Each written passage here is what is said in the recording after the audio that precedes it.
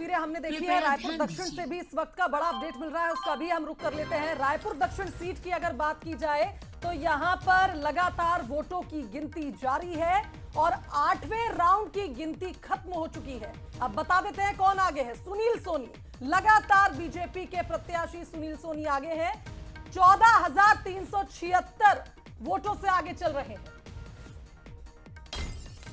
हमारे सहयोगी शिखर देवांकर ने श्याम बिहारी जायसवाल से बातचीत की है। दक्षिण के प्रभारी मंत्री है श्याम बिहारी जायसवाल, क्या कुछ कहते नजर आए? बैलेट के साथ ही बीजेपी ने अपनी बढ़त बनाई हुई है। इस वक्त भी बीजेपी बढ़त के साथ जो है जीत की ओर अग्रसर है और इस वक्त रायपुर दक्षिण के प्रभारी रहे श्याम बिहारी जायसवाल जी कैबिनेट मंत्री हैं, हमारे साथ मौजूद हैं। सर, जैसे ही ईवीएम खुला बीजेपी लीड के साथ आगे बढ़ते हुए नजर आ रही है और ये लीड जो है लगातार बढ़ रही है, क्या लग रहा है जीत की ओर अग्रसर हैं आप?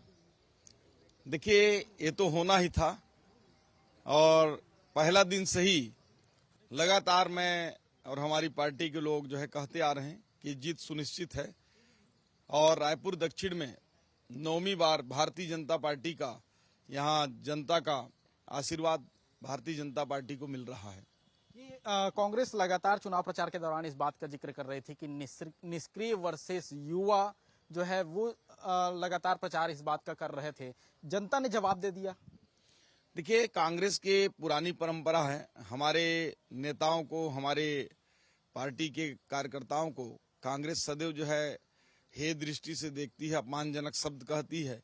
तो ये कोई नई बात नहीं है। जो व्यक्ति पार्षद रहा हो, जो व्यक्ति 2 बार महापौर रहे हो, जो व्यक्ति नेता प्रतिपक्ष रहा हो, जो व्यक्ति एनआरडीए का चेयरमैन रहा हो, जो व्यक्ति लोकसभा सांसद के रूप में काम किया हो और बार बार जनता के बीच जाकर चुनाव जीता हो, कैसे निष्क्रिय हो सकता है? अगर निष्क्रिय होता तो जनता इतने बार थोड़े चुनती। और आज यही कारण है कि उनके जो बदजुबानी है उसका जवाब जो है जनता आज दे रही है और आप लोग को सामने वो रिजल्ट सामने आ रहा है। तो शुरू से बढ़त बढ़ा के रखे हुए हैं, क्या लग रहा है कि जीत का जो लीड है वो कितना पहुंच जाएगा? पिछले जीत के जो अंतर है उसके समकक्ष होगा, वो आंकड़ों में नहीं होगा। तो जो जीत का अंतर का प्रतिशत है वो बरकरार रहेगा। चूंकि वोटिंग 10% कम हुई है इसलिए आंकड़ा हो सकता है उसको न छू पाए, पर एक बड़े लीड के से हम जीत रहे हैं। बिल्कुल, ये थे हमारे साथ कैबिनेट मंत्री श्याम बिहारी जायसवाल, साफ तौर पे इस बात का जिक्र कर रहे हैं कि बड़े लीड के साथ बीजेपी रायपुर दक्षिण का उपचुनाव जीत रही है। क्या पसंद राहुल के साथ शिखर देवांगन। धनंजय जी, आपकी प्रतिक्रिया चाहूंगी। ये वही सुनील सोनी है जिस पर आप निष्क्रियता का आरोप लगा रहे थे, कह रहे थे कुछ काम नहीं किया, जनता नकार देगी, लेकिन जिस हिसाब से रुझान सामने आ रहे हैं, क्या कुछ कहेंगे?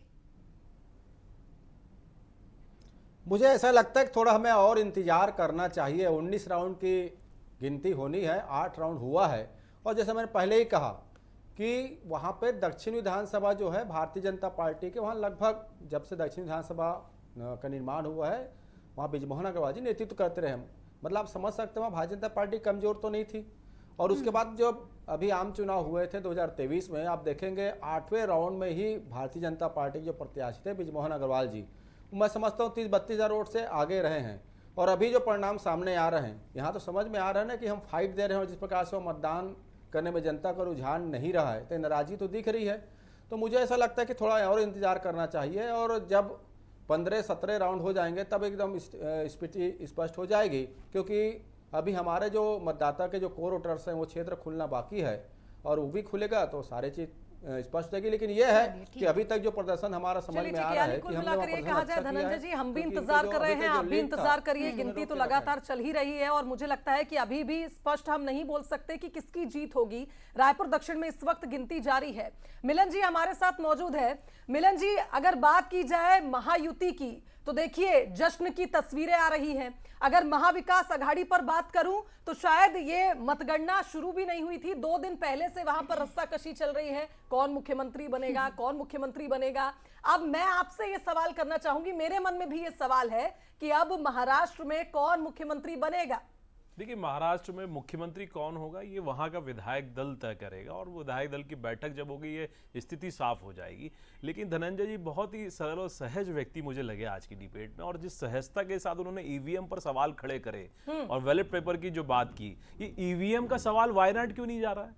ये ईवीएम की जवाबदेही क्या जहां हार होती है वहीं रोना तय होता है। क्योंकि जिस प्रकार से महाराष्ट्र में संजय राउत, चूंकि इनके प्रवक्ता पूरे महाअघाड़ी के जिस प्रकार से प्रवक्ता बनकर ईवीएम का रोना शुरू कर दिया है, वो आप देखिए सन्नाटा पसर गया है। केंद्र में, दिल्ली में कांग्रेस कार्यालय का ताला बंद हो चुका है, तो ये मान चुके हैं कि हार हमारी हो गई है, ये जो खबरें बता रही हैं। वहीं धनंजय जी अब स्वीकार करिए कि ईवीएम सही है, हमारे मुद्दे गलत है, हमारा नेतृत्व की जो क्षमताएं हैं उस पर सवाल आप खड़े करेंगे तो कुछ शायद अपनी पार्टी का और अपना भला कर पाएंगे। लेकिन इस प्रकार की रुदाली करना कि ईवीएम जहां हारे वहां ईवीएम खराब और जहां ठीक वहां मौन स्वीकृति, माना कर्नाटक में तो उससे ही जीते आप, उसी ईवीएम से। सवाल में एक और मैं लाइन ऐड करना चाहूंगी। अजीत पवार के पोस्टर छपने लगे हैं भावी मुख्यमंत्री, तो ऐसे में खेला बिगड़ सकता है आगे। देखिए कोई खेला नहीं बिगड़ेगा, स्थिति स्पष्ट है, पूर्ण बहुमत के साथ हम सरकार बनाएंगे। हमारे जो राजनीतिक दल लड़कर साथ में वहां आगे आए वो सब साथ रहेंगे। ये पोस्टर उत्साह में कार्यकर्ता लगा देते हैं, अपने अपने समर्थक अपने अपने नेतृत्व को उस चेहरे में देखना चाहते हैं। ये स्वाभाविक प्रक्रिया है, इसमें आप राजनीतिक मत ढूंढिए, क्योंकि राजनीति स्पष्ट है। वहां भारतीय जनता पार्टी सरकार बनाएगी, पूर्ण बहुमत के साथ बनाएगी और हमारे साथी हमारे साथ होंगे। देवेंद्र फडणवीस जो है प्रबल दावेदार कहे जा रहे हैं, ऐसा हम इसलिए कह रहे हैं क्योंकि लगातार उनकी ओर से भी ऐसी बातें कई बार कही गई हैं। इशारों में बहुत कुछ वो कह गए चुनावी प्रचार के दौरान। अजीत पवार भी इच्छा जाहिर कर चुके हैं, पोस्टर्स तो अजीत पवार के छप रहे हैं, लेकिन क्या देवेंद्र फडणवीस हो सकते हैं? हम भी देखिए कुछ चीजों पर हम भी लगातार मंथन करते हैं और शायद इसलिए कुछ नामों पर हमने भी विचार किया कि शायद इस बार महाराष्ट्र में इन्हें मौका मिल सकता है। महाराष्ट्र में कौन होगा सीएम? देखिए गृहमंत्री अमित शाह ने चुनावों से पहले ही बयान दिया था, मुख्यमंत्री का चयन चुनाव परिणाम आने के बाद होगा। और अब देखिए परिणाम जैसे जैसे आते जा रहे हैं, देवेंद्र फडणवीस के मुख्यमंत्री जो मैंने कहा सबसे प्रबल दावेदार देवेंद्र फडणवीस को ही माना जा रहा था, लेकिन अब आप कह रहे हैं कि विधायक मिलकर इसको डिसाइड करेंगे, एक नाम पर सहमति बनाएंगे।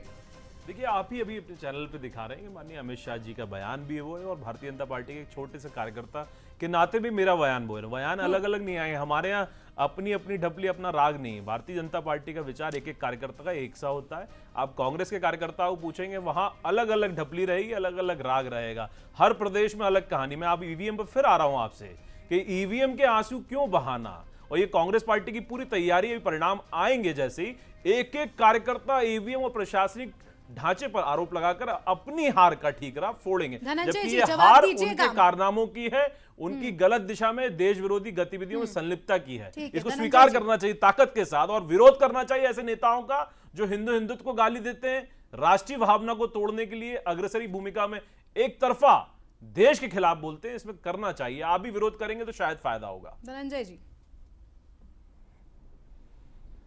मैं मिलिंद जी की इस बात का मैं पूरा समर्थन करता हूं कि नेताओं का बयान एक होना चाहिए और कांग्रेस पार्टी में सारे नेताओं का बयान एक है ईवीएम को लेकर।